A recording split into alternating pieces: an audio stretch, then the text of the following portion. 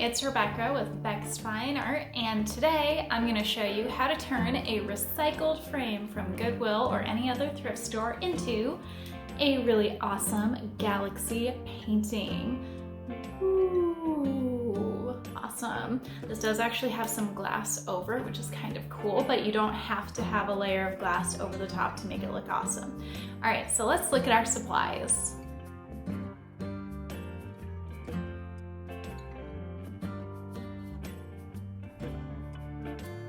So here's my collection of trays and frames that I've collected mostly from thrift stores. I've also got some seashells that I plan on incorporating into some artwork. So I'm going to be painting this frame for one of my mini galaxies. So the cool thing about this frame is it's actually two pieces of glass. So I can paint on one and then actually put the glass over it, which will make it look a little bit nicer. I'm not too worried about the sticker on the other side because I'm going to put probably about 3 layers of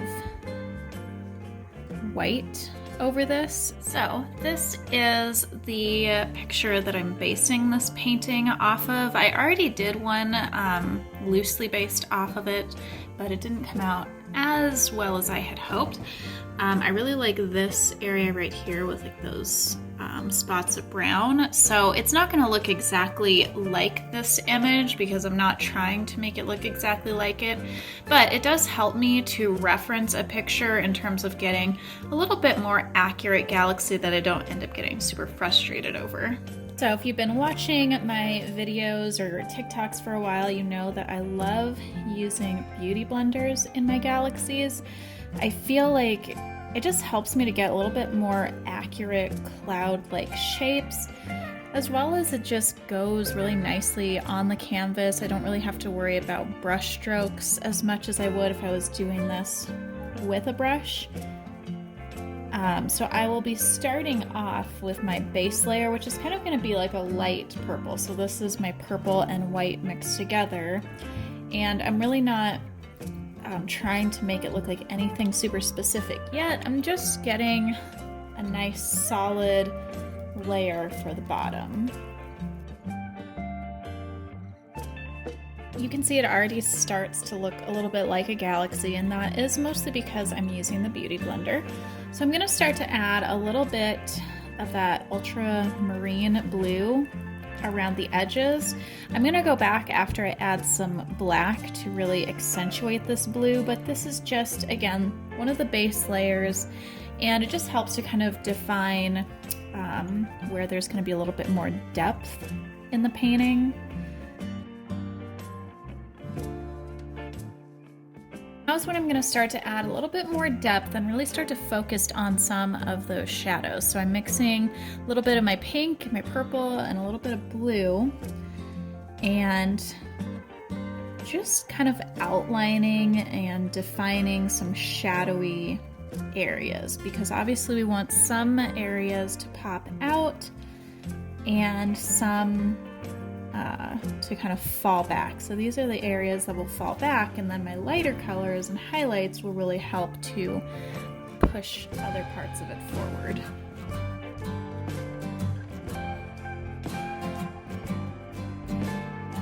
Generally got a good base going, so now I'm going to be adding black into all of these white areas, and the black I'm using is a little bit thinner, which I like for paintings like this because then I can go over some of these colored areas with the black, and it's not overpowering. It doesn't just cover it up completely.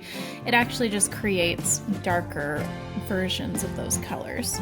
So I will add a few layers of the black to make certain areas really dark, and then I'll also start to blend it in with the rest of the painting.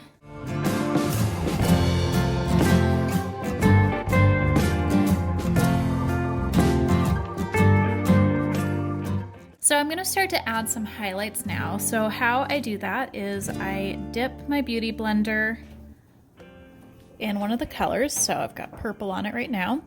And then I also dip it straight into white. And what this does is it actually helps to create multiple colors at once for these highlights. And I can also just blend it directly on the canvas, or in this case, the glass.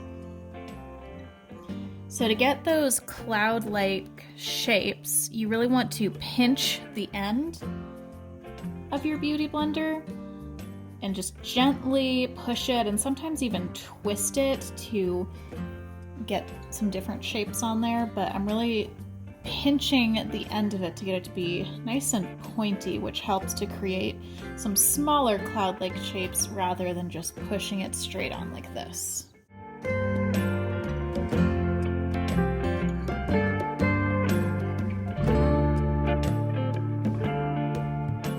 What you can see that I've started to do is add in some darker shadows in between those highlights.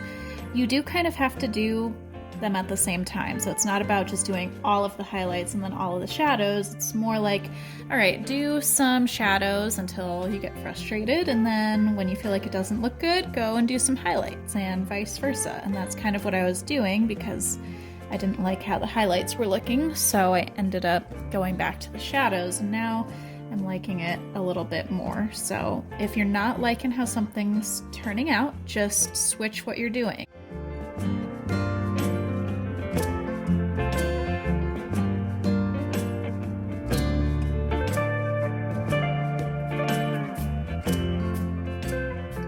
So I'm starting to like it a lot more, which usually means I'm about to screw it up, just being totally honest.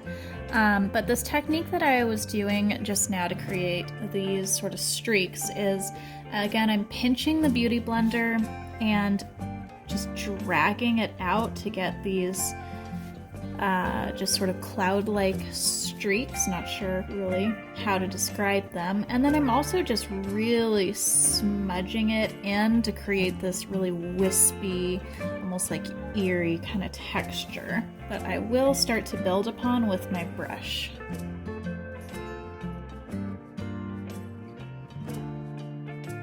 So now that I'm, content with how it looks, I'm going to start to add some details, and I do actually use a paintbrush for the details. This is where I go in and really start to define more of those shadowy areas, but then I can also create texture with the brush and just bring it into like a little bit more of a spacey look, which I still think it looks spacey right now, but mixing textures when it comes to painting galaxies really helps to make it look more realistic. So I'm just barely using a little bit of purple on my brush and just sort of scrubbing it wherever I feel like maybe I want some really dark shadows.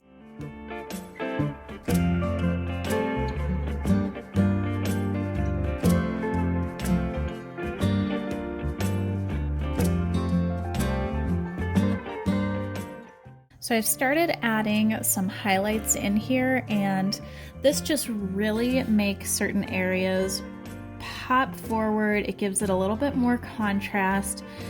I have no rhyme or reason to where I'm putting stuff. I'm just kind of like, oh, this probably should have a highlight here. And I just barely use a little bit of that light color and try to scrub it and blend it into the background. That way it's not like too white or too much contrast. You don't want it to look like it's an outline of the cloud or whatever area. You really want it to look like it's blending in with the surroundings.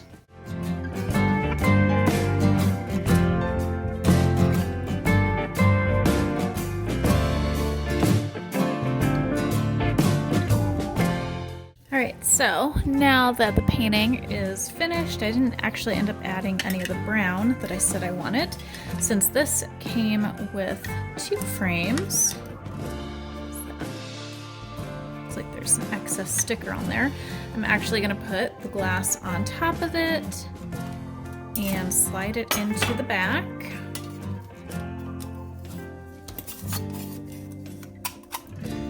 And And then it does actually come with these little things that go on the inside, but they are panes. So I'll just look at it in the frame. It's so beautiful. I know there's an awful glare on it, but now you have a wonderful framed galaxy.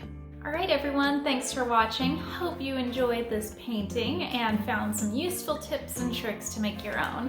As usual, please make sure to like and subscribe, and then check out any of my other social media channels at Beck's Fine Art. See you next time!